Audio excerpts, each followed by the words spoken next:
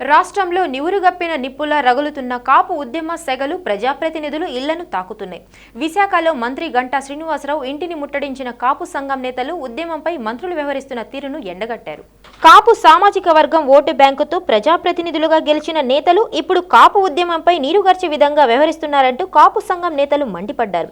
రాష్ట్ర ప్రభుత్వ తీరును వ్యతిరేకిస్తున్న కాపు సంఘం నేతలు విశాఖలో మంత్రి గంటా శ్రీనివాసరావు ఇంటిని ముట్టడించారు. ఉద్యమం జాతీయ స్థాయిలో రగులుతుంటే ఎందుకు ప్రజాప్రతినిధులు కాపులకు ఇచ్చిన హామీలపై మాట్లాడడం లేదంటూ ప్రశ్నించారు. కనీసం రాష్ట్ర ప్రభుత్వంతో చర్చించేందుకు వచ్చిన నేతలను సైతం పక్కన పెడుతున్న రాజకీయ నేతలపై కన్నెర్ర చేస్తున్న కాపు సంఘం నేతలు ఖచ్చితంగా కాపులకు ఇచ్చిన హామీలపై స్పష్టత ఇవ్వాలని కాపు సంఘం నేత తోట రాజీవ్ డిమాండ్ చేశారు.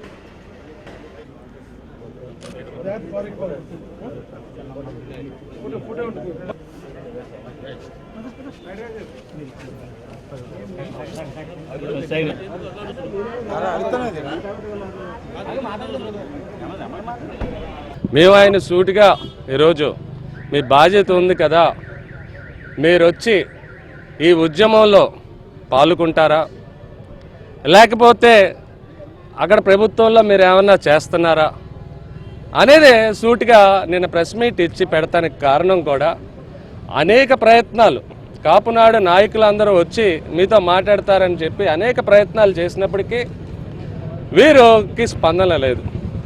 మీరే చూశారు ఆ గర్వం, ఆ గౌరవజనం.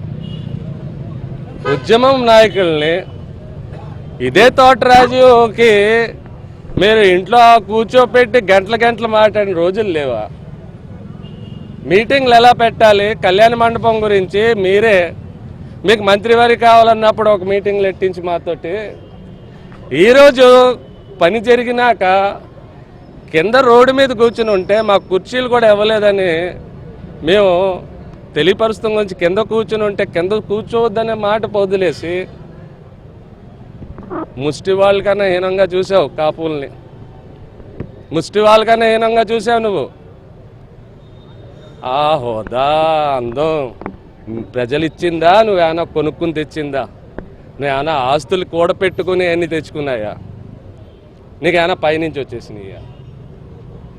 ఈ ప్రజలు ఇచ్చినది, ఈ ప్రజలను ఎలా ఈరోజు నువ్వు చూస్తున్నావు అనేది ప్రజలు గమనిస్తున్నారు.